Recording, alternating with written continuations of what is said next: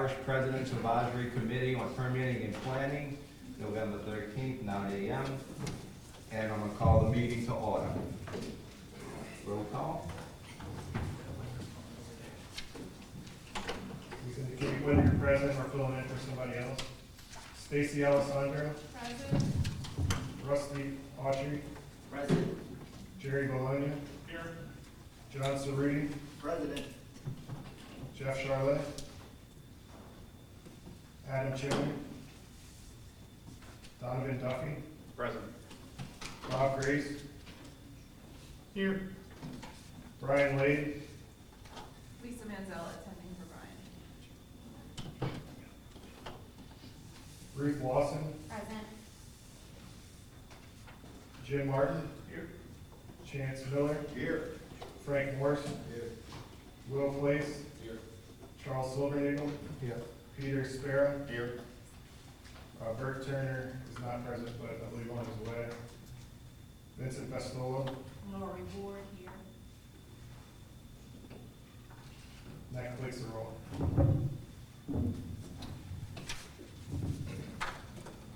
We need the approval of the minutes from October 2nd. Is any corrections to the minutes? Move. Hearing none, minutes approved. And now we're going to go into the discussion of the interim standards consultant lead study.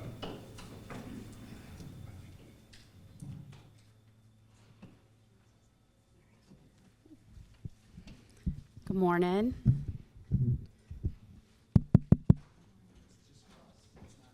Oh, okay. I gotta use his mic. Sorry. Thank you. Thank you. Sorry. Thanks. Good morning, everyone. We just wanted to provide a quick update on what we've been doing since the 10-2 meeting. So since the October PPAC meeting, planning has met with all the council districts to review the interim standards that we presented to you at this meeting. We've also met with the Director of Planning and City Development for Gretna. We have met with the Home Builders Association. It was a wonderful meeting. Thank you, Frank. We've met with the MBDD and the Urban Tree Alliance. At all these meetings, we've gone over the proposed interim standards that we discussed at the October meeting. Good morning, Parish President. And we have gotten feedback from these groups as well as from some members of the advisory committee here today. So we're going to go over the feedback that we've received and the revisions that we've made to the interim standards since we met in October. And for those members that we have received feedback from, we did provide a written response and ongoing discussions. And obviously, we are still open to meeting if anyone needs to meet or have a phone call before the December 10th date. We do ask, and I think we're going to go over it a little bit later, we do ask if there are any revisions that are still desired, that we get those a little bit before Thanksgiving just so we can have time to review any proposed revisions and then assimilate them into those standards, or at least provide a written response before that December 10th deadline. So just as a reminder, the interim development standards that we discussed, these are temporary standards. They can be in place no longer than a total of 18 months. So with the resolution that will call the study, those standards will be in that resolution. It will put those standards in place for a period of 12 months, 1 year, and then the council has the option to extend it for an additional 6 months, but no more than the total of 18 months. Since these are not permanent, they do give us a chance, though, to try out some proposed regulations that we have been looking at for quite a while now. Regulations that we had a study call for, I believe, for the conditional zoning study. We've had this study call on the books prior to these interim standards. We went through the consultant process. We hired Camiros, who is the consultant that's going to do the UDC rewrite. She came on board to assist with the conditional zoning study. So the standards that we presented to you at this last meeting for those interim standards, those were the standards that we had been working with her for about a year on. So these aren't new standards that came together quickly, but these were standards that we had intended to bring to the council But then once with the UDC rewrite and with the onset of this advisory committee, we wanted to bring it to the committee first, give you a chance to look at it, review it, give us any feedback, and then wrap it up in the interim standards instead of taking that full study to the council. So we could really focus on this advisory committee and on the UDC rewrite, because that's going to take a large portion of our time and it's going to be a heavy lift. We want to be certain that we have the time and availability to give that study our all. Excuse me. We also did want to point out that with the conditional zoning, it does align with our comprehensive plan. That's the Envision Jefferson 2040. So as you'll see here on the screen, we had already made provisions in our comp plan to adopt conditional zoning standards. Those were standards that we were looking at even as far back as 2019. To consider that, we put that in our comprehensive plan. So these regulations are just a continuation of a process that we have been looking at and going through for several years now. So for the revisions that we made to those interim standards that were presented to you, these are in response to some written comments that we have received from the group that we discussed earlier. So for regional shopping centers, we did decrease the acreage from 30 acres to 20 acres. This was something that was brought to us by a member of this committee. And we do understand even 20 acres is a large area, so we feel like that still represents a regional shopping center. We revised gross leasable space in the parking standards to gross floor area. There was some concern that in the industry that may be misconstrued, and we wanted to align the gross floor area with the other requirements for our parking.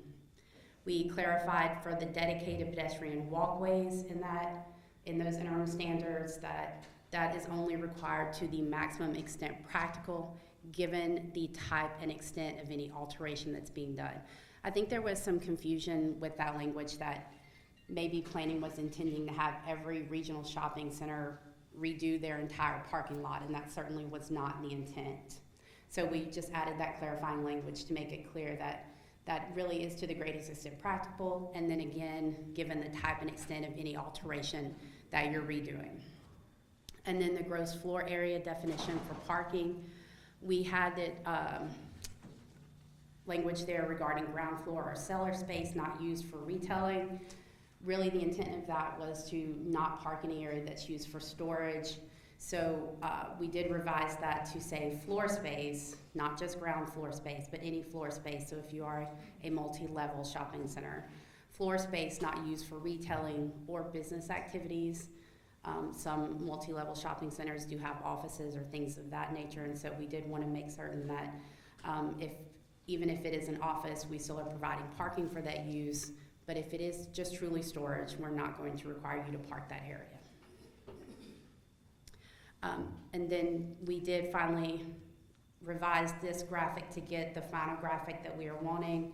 As far as the landscaping is concerned, there was, again, some confusion with the previous graphic too, and really what we're hoping is to show clearly what a planting strip is, what an island is, peninsula, an end cap, and where and how those are required.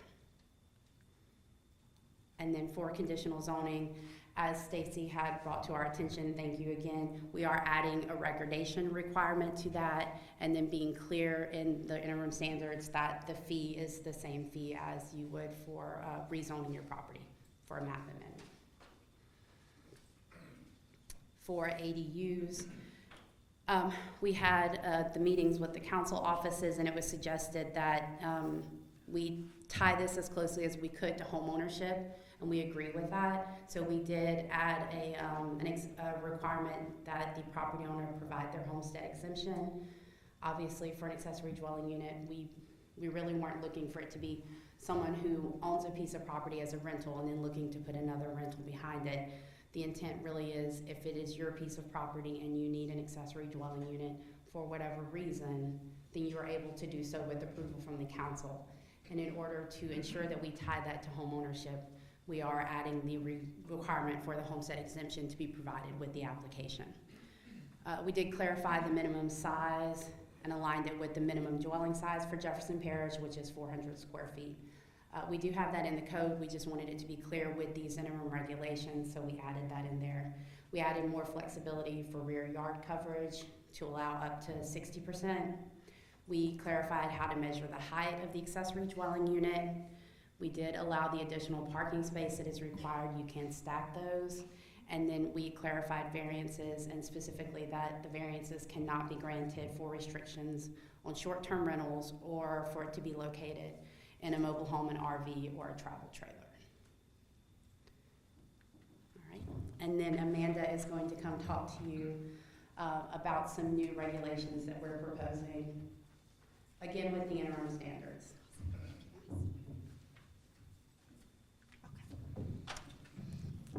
Switch hands. Okay, so this is something new. This is similar to conditional zoning.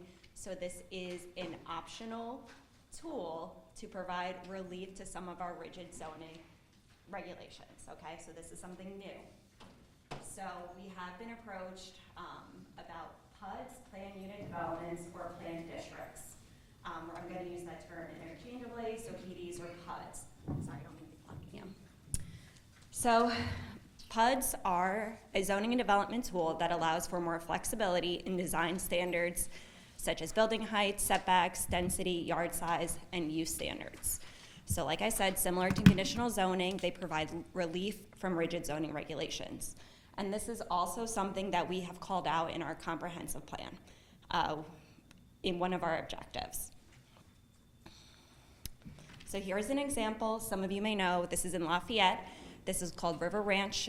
It's quite incredible, actually, when I was looking into it. It's one of the largest residential developments in Lafayette. There's parks, shopping districts, trails, a country club. It's mixed use, it's pedestrian oriented. It's very, very attractive. Here's another example. This is the Grove in Austin. It's 75 acres, so it's very large. It's next to an established single-family residential district and an office park. There's multiple restaurants. There's 3 gyms because of those restaurants. There's a liquor store, a supermarket, spas. There's also a large park that kind of serves as a centerpiece for this development. And there's over 1,500 different homes. And those range from townhouses, apartments, and also single-family dwellings. So you can see from these 2 examples, these are large mixed-use developments that provide some sort of amenity to the area, not just to those people who live there, but to the entire neighborhood. So our approach, you're gonna see some things in here that are very similar to what we talked about with conditional zoning. So there are similarities because they are flexible, but they are very different. So for conditional zoning, you think it's one specific small site, like a lot being used as a parking lot, or a small lot for an accessory dwelling unit, where a planned development, a PUD, is a large development.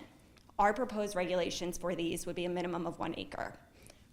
There is flexibility for uses in both, and I'm gonna go more into the planned developments after this slide. So with conditional zoning, it's established in the ordinance, but there is limitations on what you can even request. With our approach for planned developments, the use is also established in the ordinance, but there is a mixed use component required, and there are limitations on industrial uses.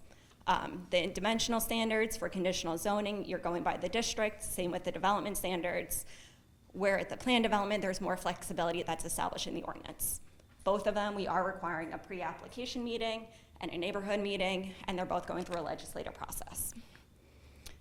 So we did do some research looking into other communities. In addition to these 4 local communities, we looked into Austin, Raleigh, Durham, Nashville. A lot of communities have planned developments, planned districts, PUDs. We're a little behind, honestly. But our proposed regulations do kind of fall in line with our local neighbors, specifically Gretna and New Orleans. And you can see in the table, they all kind of have different requirements, but they're all pretty much aligned. So we're gonna get into the standards now. Again, this is optional. This is not put on any existing development. So the purpose of these draft interim standards for planned districts or planned developments is to provide an alternative development tool that encourages creative and innovative solutions not achievable by standards under which the property is currently zoned. So this gives the developers the opportunity to proceed with development that encourages unique innovations in residential, commercial, and mixed-use development. So this is really a good opportunity for a developer who has a really great design to bring it to the parish. So we do have some provisions. In order to apply for a planned development, you have to have a minimum of 1 acre, and you do have to contain a mix of residential and commercial uses. The commercial uses cannot just be like a community park or a community club, those uses that we do allow in residential districts. This has to be a true mixed-use development. And the permitted uses, they're going to be established with the ordinance, except if the use is only permitted in these industrial zoning districts, you cannot do that. So you can't do bulk storage of hazardous materials in this, which is pretty fair. Your dimensional standards, they're going to be established with the ordinance. So this is to provide flexibility for the developer. And when the ordinance is silent, the base district regulations apply. So we're also allowing flexibility for building design, but we do want you to have character defining features, some kind of uniform design. The Lafayette development example, they all had to have a similar architectural theme, and it all played like homage to Louisiana, which is pretty cool. Not saying you have to do that, but there has to be some consistency and some design aspects. Site design, of course, you have to have proper circulation for your traffic. You can't intrude on privacy of others. We have generic site design standards, and again, this is for the developer to propose something. Landscaping, it's more general, but you do have to provide adequate landscaping and buffering. And for parking, we are allowing more flexibility for the location of parking within the ordinance. One big thing is adequate public facilities are required. So you do have to put investment in your property. We don't want to have a paper subdivision be the result of this. And if you do want to provide amenities, we are requiring the amenities to be tied to a planned community declaration. This is the newer term for our homeowners association. And then for signs, we are allowing more flexibility with signs, which will be designated in the ordinance. We understand that, tenants may switch out or whatever, so we are just requiring a maximum sign area submitted with the application. So the approval process for these planned developments, similar to conditional zoning, there's a pre-app conference, there is a neighborhood meeting because this is something new being introduced to the neighborhood. There's a public hearing before the Planning Advisory Board, and then council will make the final decision, approve with modifications, or deny. And the approval standards, similar to conditional zoning, considerations with consistency for the comp plan, community character, traffic utilities, etc. So the ordinance, the site plan, it becomes binding. Similar to conditional zoning, if you do not abide by what you were approved from, this can be revoked. We do have an amendment process, a minor and a major, similar to conditional zoning, because we do understand things change during the process. And then also, if you do not do substantial progress within 2 years, your plan can also be revoked. So our next steps, this is our last slide. So we provided the revisions, or best provided the revisions. We introduced the PUDs or planned districts to you. And like Bess mentioned, if you do have any more feedback, please provide that before Thanksgiving, which is the 27th in 2 weeks. Crazy. And so hopefully we do anticipate having the study call on the December 10th council, which will have the interim standards. I think that's it. Hey, Amanda. Yes. With the mixed use, is there any kind of like ratio, or how do you, can you have like 1,000 square foot coffee shop and then 100 homes? Yeah, so we don't have a specific ratio for what your residential versus non-residential component has to be. I know St. Tammany Parish had a very strict requirement for that, but we wanted to be more flexible and allow the developer to provide something. 1,000 square foot coffee shop seems kind of large, but I'm okay with that. Yeah. I guess one question I have is, so the limitation on the exterior wall materials, is that specific? Yes, so we are maintaining the provision for single through 4 family dwellings where you cannot basically use metal, the existing provision. The vinyl siding is okay? Yes. Just asking. Are there any criteria for amending the PUD later on down the line? Yes. Has been established? Yes, so we do have a minor amendment and major amendments. Minor amendments would be like if you're establishing your use with the ordinance, but if something doesn't work out and you want to put something in that is similar in intensity or less intensity, that is something that can be approved with a minor amendment process. The regulations have them all spelled out, and I'll be honest, I don't know every single one because there is multiple provisions. And then the major amendment is basically going through the whole process again. That would have to be something significant. Yes, and and I'm sorry. The regulations will be emailed out to you after this meeting. Thank you, Juliet. So you'll be able to take a look at them. Yes. What's your intended process for, for PUDs? Is it tied to specific zonings? Is it a specific zoning? What is it like? Can any zoning type other than industrial districts request a PUD? Yeah, so anybody can come in and request it. And actually, we did not put restrictions on if you're industrial zoned. It's more of any use that is only permitted in industrial zoning districts. So similar to conditional zoning, this is like a map amendment type process where we will have a separate, we will kind of map it out, but it is just a development tool that you can use. This is great. Yeah, thank you guys. Yeah, we've had interest over the years, and some more recently, people specifically asking for it. So, and even a potential development too. 2 more questions. Who and what is the entity that does the approvals and the revocation? So this is approved by council. It goes through the public hearing process, and then I believe Bess gets to revoke. Okay, kind of what I thought, but I want to make sure. When it says that extensions could be granted, is there like a point in time where just, how many extensions? When is that time frame? Just some of these, they do take a long time to develop, but also, you don't want to. Right. I think if we can see that there's substantial progress being made, we'd like to work with the developer, because the whole point of this really is to provide the flexibility to get a really top quality development.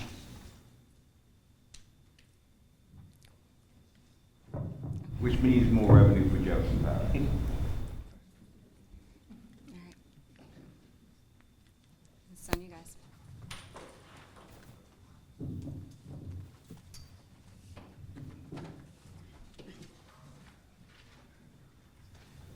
All right, going into, we're going to talk about our upcoming agendas and how we're going to be breaking up into some.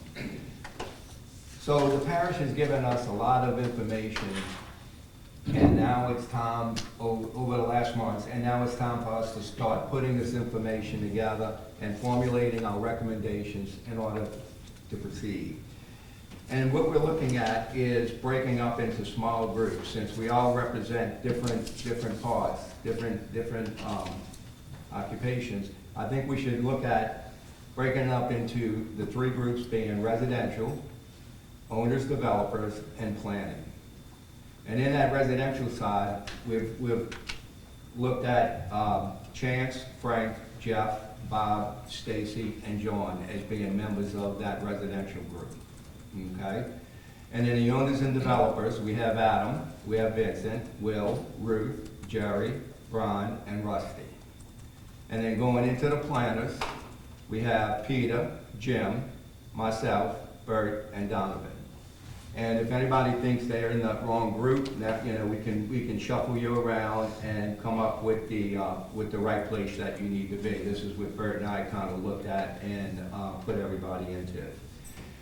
And so at our next meeting, we're going to divide up into these 3 groups, and there'll be somebody's going to have to be appointed a leader in order to keep that discussion moving. And we can go ahead and talk about our concerns and needs that we need to be making our recommendations for.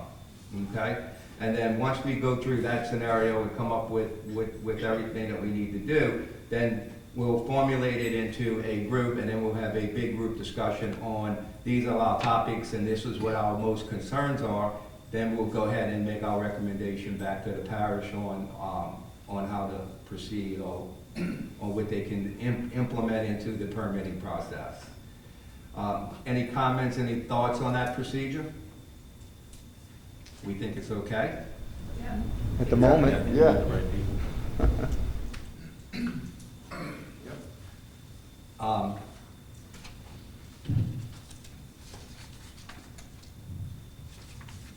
So do we have, let's see, we really don't have any left in our agenda to talk about. Charles, I did have one thing.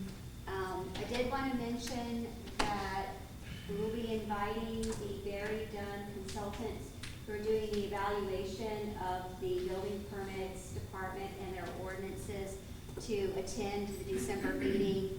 So if that will be okay, we'll put them at the top of the agenda. It will probably be similar to when Camiros joined us via Teams virtually rather than in person. And they'll have that opportunity to explain to you, particularly to the residential folks, what their plan is, their scope of work, and then an opportunity for how you can participate in that process. And so some of the recommendations from that working group may be valuable to be provided to those consultants in particular. Okay.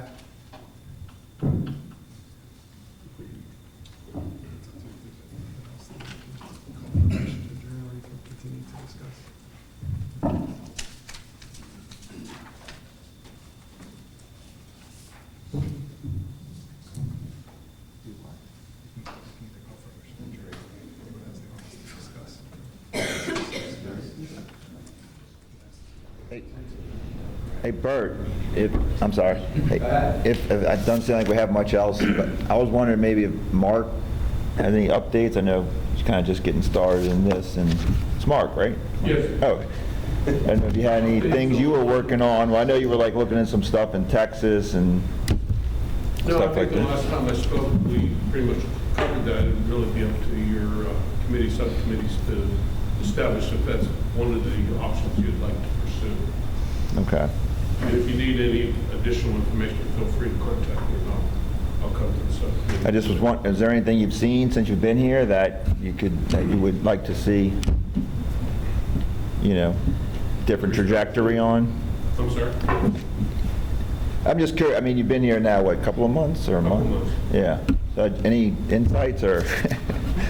There's a lot of things we do really, really, really well, and there's some things that we're going to work on, as I mentioned in my talk 2 meetings ago, trying to make more efficient moves with our employees, our staff, to make the process go a little quicker on the building side. Things like that.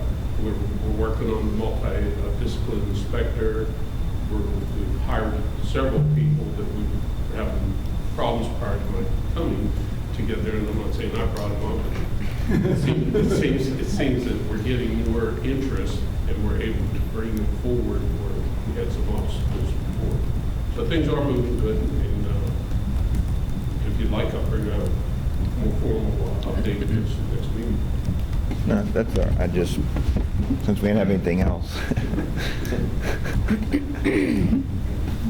Yeah, so where do we stand, and this is just an open-ended statement, on finding more money to have the plan reviewers be more efficient?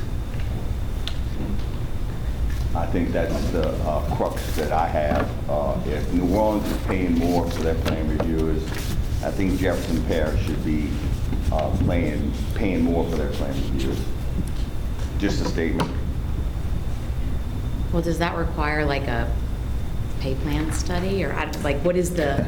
I don't know. Is that like a recommendation we can make? Yeah, I'm not looking at you, Chance. I know you don't know. I'm looking at But Juliet. I don't know. It's just Juliet behind you. I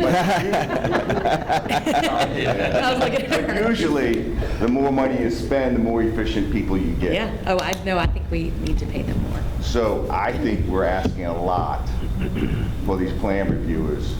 If they don't know or can't pass the test in the first year, Jefferson Parish lost money on efficiency because they're no longer employed by Jefferson Parish. So if we raise the pay for the plan reviewers, maybe we can hold on to them longer and be more efficient.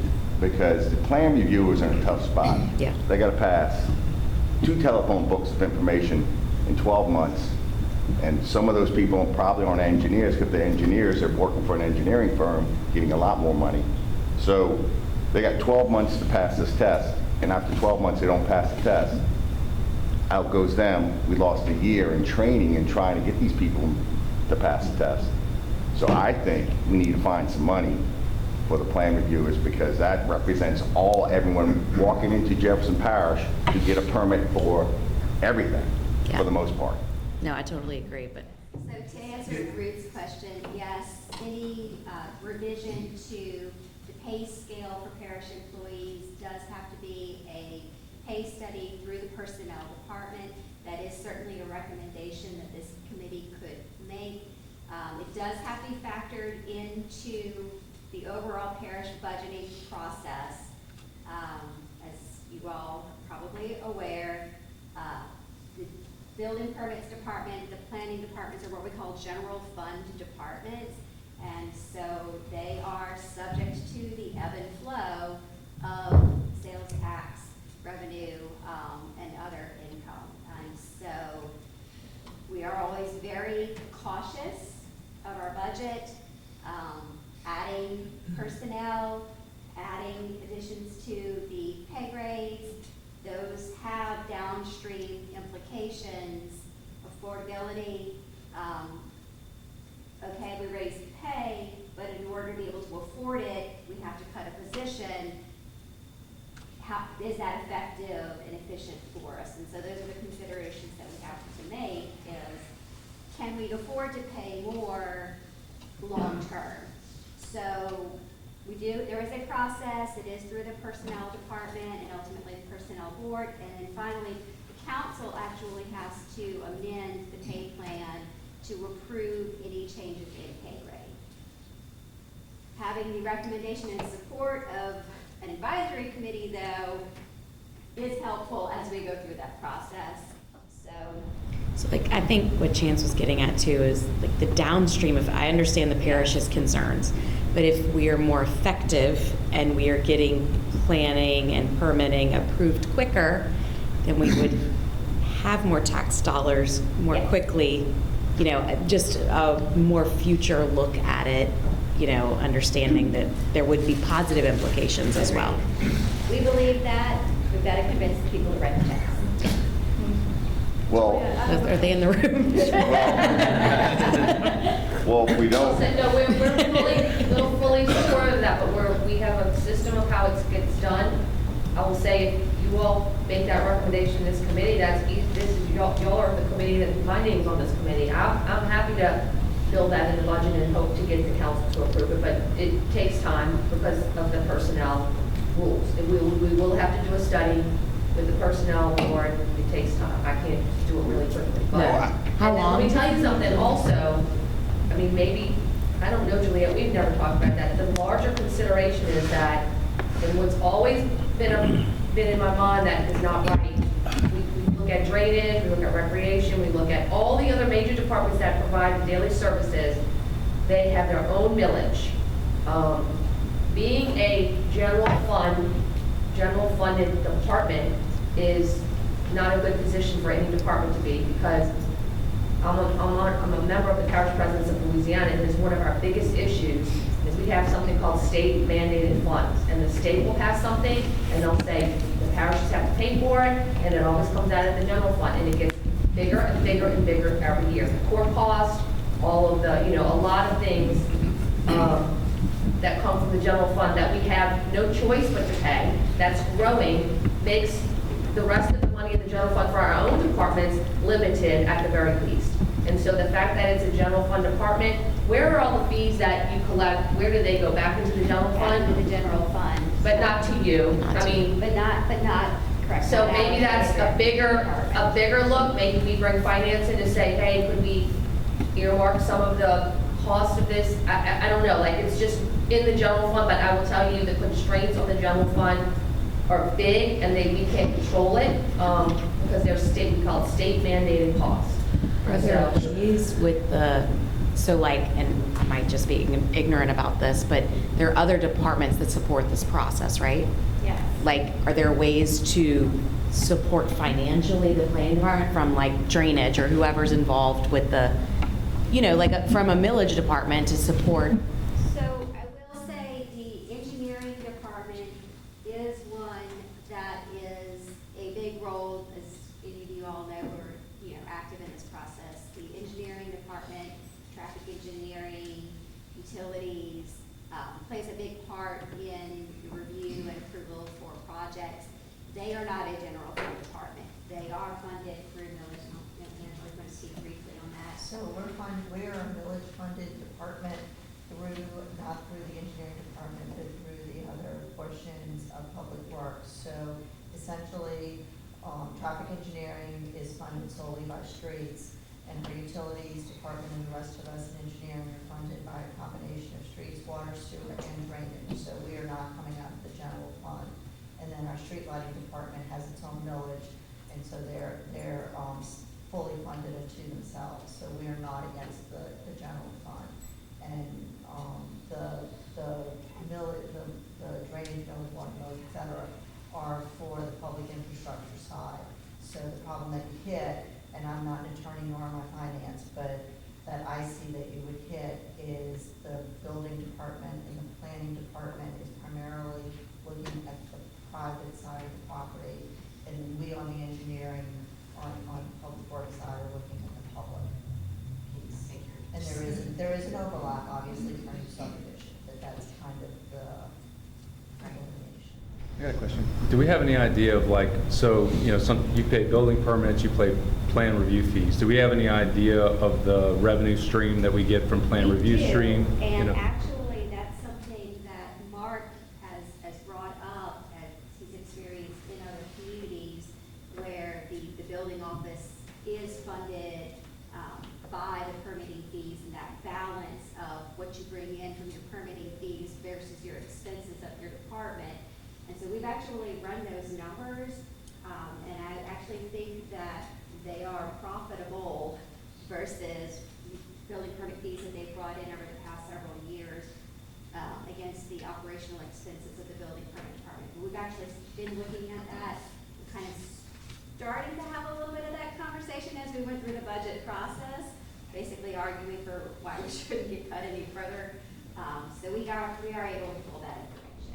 Yeah, if you were able to, like, in my mind, if you were able to tag some of that fund, you know, some of those monies, if they go back to the general fund, it's like allocate those, you know, back to pay your department, and then you can manage your budget. And there are other things that we could probably look at. Right now, the building permits department completely pays for the My Government Online system, but we don't add a technology fee to a permit to help fund that system. So there's a cost against the general fund that potentially, if we consider the technology fee on each permit, could take that money off of the general fund expense. So there are some things that we can look at budget-wise that we've never really explored. I think that technology fee is something that's pretty common in a lot of other places. They use that money to pay for the systems instead of the department absorbing the cost. So there's a lot of conversations I think we can have about budget options and how we could potentially fund. And then if we were to recommend, you know, an increase in pay, like that process, what, is 6 to 9 months? Like for you all to do for personnel to do a pay study and. The pay study is probably closer to 4 months for them. They have it's a lengthy questionnaire, and it's a very standardized scoring system that they do. They also look at other jurisdictions. They prepare a recommendation. It goes before the personnel board, it has a hearing, and it has to be read into summary at the council before ultimately appearing on the agenda. So I would say at a minimum it's a 4-month process, but it is something that could be explored. And certainly could be explored in 2026 with an eye towards understanding that that's where we're going to be in 2027 as we move into setting the 2027 budget. It wouldn't necessarily have to be immediately in effect, but it could be setting the stage for 2027 budgeting. Might be too soon, but is there any way AI could help with at least some of the, you know, initial, because like I was, you know, I'm like on this permit committee, and I felt like an idiot, you know, I didn't know you're supposed to go, I was trying to apply for a permit, and you're supposed to go to zoning first, you know, so like I was confused, and it's like if I had like an AI, you know, like, hey, I'm trying to do this, it could say, sure, you know. So I will say that is something that I think we are baby stepping towards how that could be effective. As we mentioned, a big part of Latrice's responsibility is looking at automations. She's also working on developing the project guide, which is sort of a little bit of an AI kind of thing. It takes what you're asking for and helps you find the answers. That would be a conversation with South Central Planning and Development, who has built the MGO system, how much AI is going to be incorporated into the project guide product. There are all kinds of companies, I get emails all the time from OpenGov, Civic Plus, this government, companies that promote things like being able to take your zoning ordinance and tying it to a piece of property, and then it pulls the regulations that are applicable to that piece of property. All of those things are possibilities. We would just want to be cautious and really rely on our information technology director for guidance on that, particularly any liability if the AI were to be wrong, which I think we've all seen examples of AI gone really wrong, because it is a predictive text tool. It is taking sort of a common that's why I was saying thing, and so if you maybe too feed it the soon. wrong information, it gives you the wrong information. So we would want to be cautious of liability of somebody saying, well, I relied on the parish's AI product and it was wrong and I made this investment. Yeah. I don't think we need an AI product that would give answers to Right, our yeah. questions so much as guidance. Right, that's what I was looking. I want to do this, where do I go? Right, yeah. So, all of which to say, we don't have immediate plans, but I think we're not opposed to finding the right way to use it. I think South Central, when they presented earlier, they have that in the works. And I think so too. I think They were still implementing it, they said they were going to have to work with y'all on code and what triggers what, but they have that for other places. yeah, It'll lead you to the process. yeah, they have their conference where they cover the current products and then make announcements of new releases. It's coming up in early December. We have several employees who will be participating in that. And I believe on the agenda is at least one session talking about where they are anticipating going with AI. So we'll see. I think Stacy, you have Yeah, well, I wanted to go back to what Chance was talking about. When we heard that other municipalities are sometimes using private plan reviewers after hours, I'm not crazy about that idea because, one, I don't think it's fair to the other people that are already in the queue that those people get to kind of skip the line. I don't think it's fair to those people that are willing to pay those big bucks because they shouldn't have to do that to get an efficient process going. But what I was wondering is, in the meantime, if we have any unfulfilled positions for plan reviewers, could we not use that money that's already budgeted to pay these guys who we already have on staff over a significant amount of overtime to kind of catch us up in the process? yeah, I think all of our plans review positions are filled currently. So we don't have a need for more plan reviewers? There's no openings or anything right now, we're fully staffed and fine? We're fully staffed to the positions that are allocated in the budget. So as part of the budget process, they take a look at your current staffing level. When the general fund is expected to have a little bit of dip, sometimes departments are asked to reduce positions. That's something that happened between the 2024 and 2025 budget. Positions that we had on the books that we've been unable to be filled, those positions were eliminated from the department's budget. In order to add those positions back, we have to find the money to fund those positions. So thankfully, in this current year's budget, we were not asked to eliminate any positions. We're very thankful and appreciative of that. But we are also lucky to have most of those positions currently filled, especially with the plans review positions. Let me talk, we're talking about money and increase in, the plan reviewers, salaries and all that. I think everybody should make a fair salary. I don't want to say anything about who makes what. But also we need to think about, are we giving the plan reviewers the proper information at the time we're submitting our permits, okay? As a residential side, a builder, okay, you're putting together your drawings, or your design professionals putting your drawings, and the first thing you look like, you got 2 lots you're working on. Well, you know you need to re-sub that lot. Did your design professional do it before you went for permitting? Okay? Is all the answers there? Is everything on those documents that required to be answered? I mean, everybody knows you need temporary windows, by water, the whole 9 yards. Is all those documents there? Is it a difficult piece of property? You got setback problems, you know that, or you got to figure that out in the beginning, okay? So all those questions have to be answered. So when you say, when you say, well, gee, it takes so long to get out of permitting, are those documents correct when they go into permitting, or are they lacking information? Does the design professional take weeks to get back a response? All that plays into how quick you get your drawings up.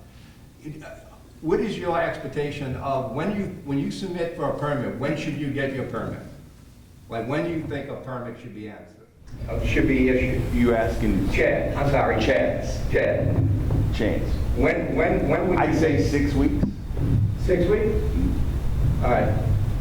I personally know a design firm that would submit, 8 to 10,000 square foot residential projects in 2 weeks, 3 weeks, tops, without any problems. So is it really, do we need to pay our reviewers more money, or do we need to make sure that the reviewers are getting the correct information and they don't have to put out documents on the side and wait for answers to come back 6 months later, or you gotta go through BZA, or you gotta go through a resub that takes, a month to go through a resub that should have been done when you first seen that the survey had 2 lot numbers. And Bert, I understand what you're saying. Obviously, if you give them all the correct information, it's easier for them to do their job. But in my opinion, like the vast majority of people applying for permits, are not dumpster permits and anything. They're not going to get these, high-cost architectural firms that do this all day long. They're trying to do it on a cost basis, and sometimes you even get professionals. And I submitted something the other day, and they came back and asked for landscaping. So I understand what you're saying, but I just don't think that there's a way to get the common people, which is probably the majority of permits, up to a level of your understanding. So that's where you need the plan reviewers to kind of work with the people and say, oh, well, you need this, that. Right, and I think that's why we're all here, to come up with that process. Is there a white paper produced to say, okay, when you submit for a permit, you need to make sure you have 1 lot. There's a checklist of things that need to be done with that plan review, and give you an expectation of when it needs to be completed. How quick responses come back. I know that's a big problem at the parish. There's permits sitting out there for months that don't get looked at because it's got to go through a process. So no design professional, or nobody, the homeowner who's submitting his own drawings for that renovation hasn't answered that question. That homeowner may not know that question. Okay? They may be asking a code question that homeowner has no idea what they're asking, or how to reply to that. Well, is there should that homeowner be submitting those drawings without a design professional? I understand that everything has a cost, and that's just another added cost for the contractor to engage an architect, but that's the end result of getting the plans out of the parish. If you're going to try to do it yourself, maybe it's going to take longer. So what I want to make sure we understand here is in the discussions in this room over the last several months, we talked about pay. We talked about issues with that when we started. So I think there's a combination here. There's what you're talking about, and there's what Chance is talking about. I think there's an easy way to do that. In Orleans Parish, on the advisory committee that I work on with them, they came up with the budget, what's the reality of the budget currently. They came up with the pay scales. They came up with what was going on with the lack of work and the lack of quality work and quality people, which is, we said that in several meetings here. Finding the qualified people is part of the problem as well. So I think we don't lose sight, hopefully we don't lose sight in this room about where this really needs to go. They can create the numbers. We can't do that. They know what the numbers are, they know what the cost is, they know what they need to have, they know what those people need to have in the sense of pay. And I think that needs to be a part of the discussion in this room at the end of the day for a recommendation. But I think finding qualified people, not only in the parish, but that's it, that's everybody in this room. I mean, we all have issues in finding qualified people. I mean, I'm interviewing now, I went through a dozen. But it doesn't mean we stop looking. So it's tough to find qualified people to do this. So I think what we're being asked is, how do we bring a solution, you know, how do we make our recommendations to streamline the process? What has to be done? Is it better information to the consumer? How do we get that to the people that need to know it? I agree with 100%. In the working groups, we can discuss that. And Charles, thank you for mentioning that. One thing I would really love to have come from you is where and how do we provide that information? Because the planning department has long provided pre-application meetings and that opportunity to discuss your project before you start. We put information on our website. I don't think our website is where people are going to get the information. So I would really love your feedback as citizens, as design professionals, as owners. Where would you go to find the information you would need to start your project? So John, if you needed to know what you needed to submit for your dumpster permit, where are you looking for that information so that we are putting it in the right place? We are providing it in the best format for the end user, because I think sometimes we get a little in the weeds on terminology and information, and so I would really love to have a recommendation from you all on some concrete communication tools. Where do we publish it? How do we put it? Is it one pages? I mean, what's too long of a document for somebody to understand what they need to do? And I would really love to have that come from, quite frankly, many of the committees, working groups, from your perspective, so that we can then figure out how we implement that. How do we partner with our public information office for making it, you know, more readable, consumable, what that looks like. So I will just say that is my hope for a concrete recommendation from this committee, because we feel like we're putting the information out there, but what we're hearing back is you're either not finding it or it's not usable to you in what we're putting out. So.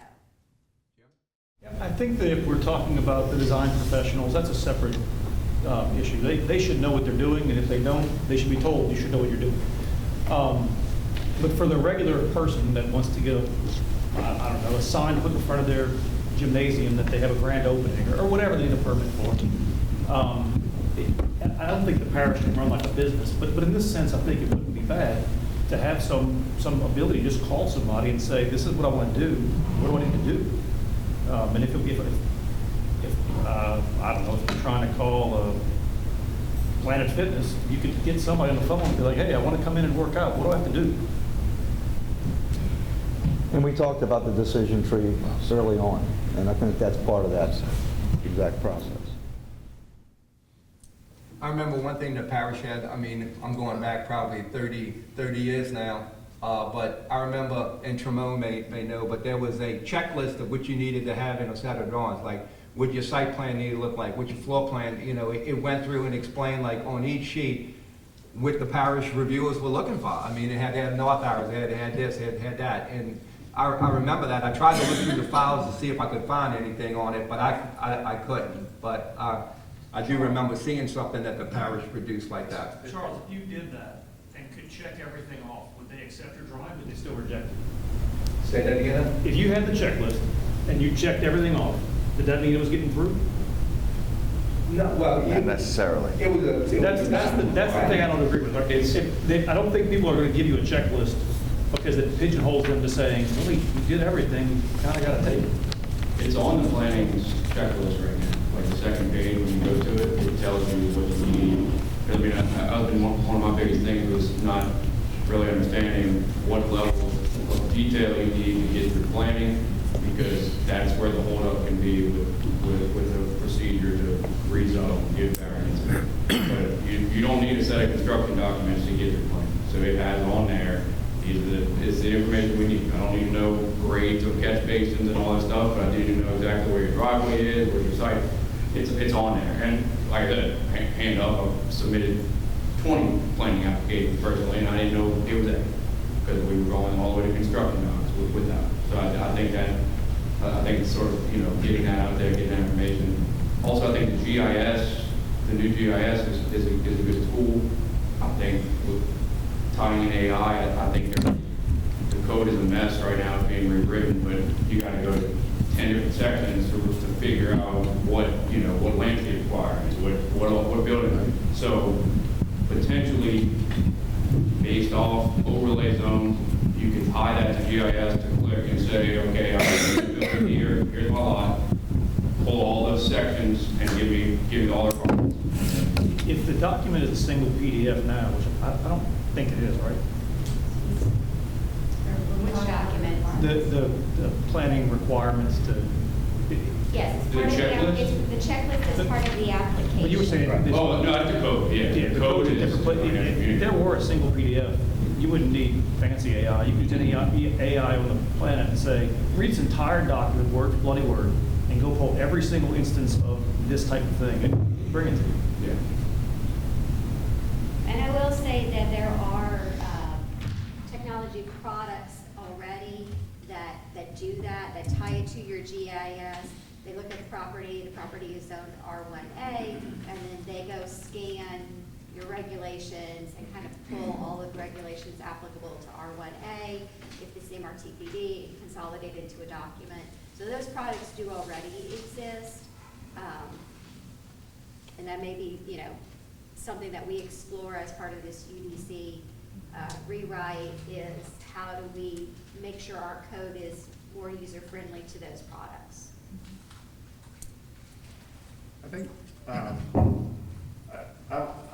like to know, what types of projects do you think take the longest to get through permitting? The complicated ones. What kind of complicated ones? What are we talking about, complicated? Like I know there's a multitude of complicated projects. Is it a hospital project that goes into a corridor that has an overlay like CPZ, and then it's zoned R1, it needs to be rezoned? Yeah. What's the most, I guess, time hog of a project that you can think of that takes how do you navigate that through the system? Anyone that needs a variance. Anyone? Variance. Yeah. Major. Anyone that gets tired of planning that needs any sort of landscape variance or anything. And I would say, I think to some degree, we can get information out there, but me personally, I don't think this committee is going to fix the issue with the department responding and the owner not reading that response anymore. It's not our job. I mean, if you're trying to get your permit through and you're doing a checklist, and I think, part of Chance's probably biggest frustration is, and that's part of Dave's personnel, but, when he submits he knows how to build a building in Old Mexico, so he submits everything the exact same way, and the process changes on him depending on who's reviewing. I think those changes, but we're not going to fix owners not submitting the right response to comments. It's a variance with a re-subdivision in an overlay district that's on a state highway.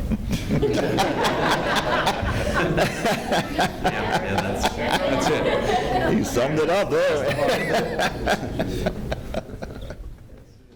And you also have to be realistic to your clients. I mean, if you got a project, say, on Metairie Road, okay, and you got your client coming in and he's pushing that envelope of that building and keep getting bigger and bigger because his performance don't work. He says, I need to have more square footage, I need more rent.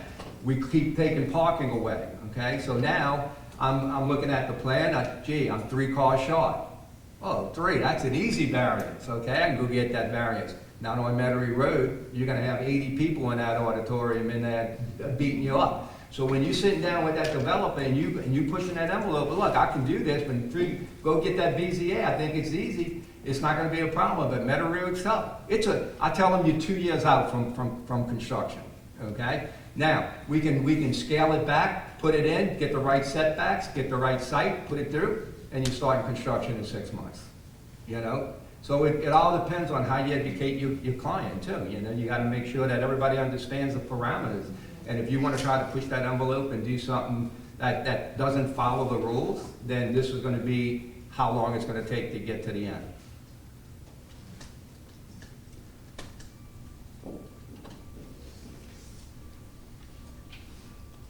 All right, I think that was good. All right, so fill me in, are we doing the subgroups? Yeah, we talked about that at the next. Yeah, we're done. That's it? That's it? Motion to adjourn. So I want you to talk about each one, we named everybody. I think everybody's okay with the group they're in at this time. And when we send out the materials on the proposed plan development regulations, we'll include the proposed working groups so that, as Charles mentioned, if you feel like you'd be more appropriate on a different group at that time, to communicate that to Charles and her ahead of our December meeting. So we'll send out that list of what Charles set out. All right, sounds good. If we have no more comments, I think we can adjourn. I say we're adjourned. See you on the.